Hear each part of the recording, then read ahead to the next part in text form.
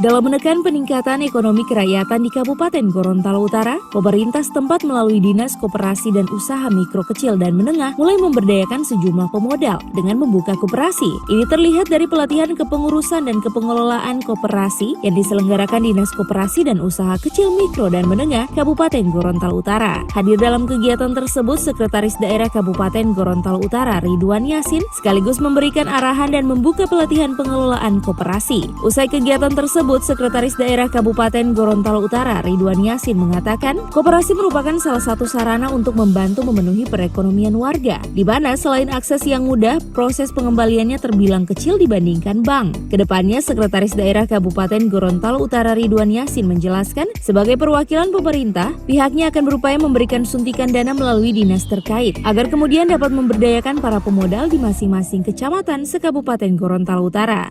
Perindakop melaksanakan pelatihan akuntansi koperasi selama 2 hari. Maksudnya adalah bagaimana koperasi kita yang khususnya di Gorontalo Utara ini akan tumbuh dengan baik. Oleh karena itu tentunya yang pertama harus membekali sumber daya manusia khususnya untuk melakukan pengelolaan keuangan. Karena majunya koperasi itu kan terletak pada bagaimana mengembangkan usahanya khususnya di permodalan. Nah, oleh karena itu kalau pengelolaan keuangannya sudah baik, tentunya ini akan sangat membantu memajukan koperasi itu. Pelatihan 2 hari ini memberikan pemahaman bagaimana pengurus dan pengelola koperasi itu mengelola keuangannya, dan diharapkan setelah mendapatkan ilmu yang nanti diberikan oleh para pemateri menjadi modal mereka untuk bagaimana mereka melakukan pengelolaannya dengan baik. Saya kira itu.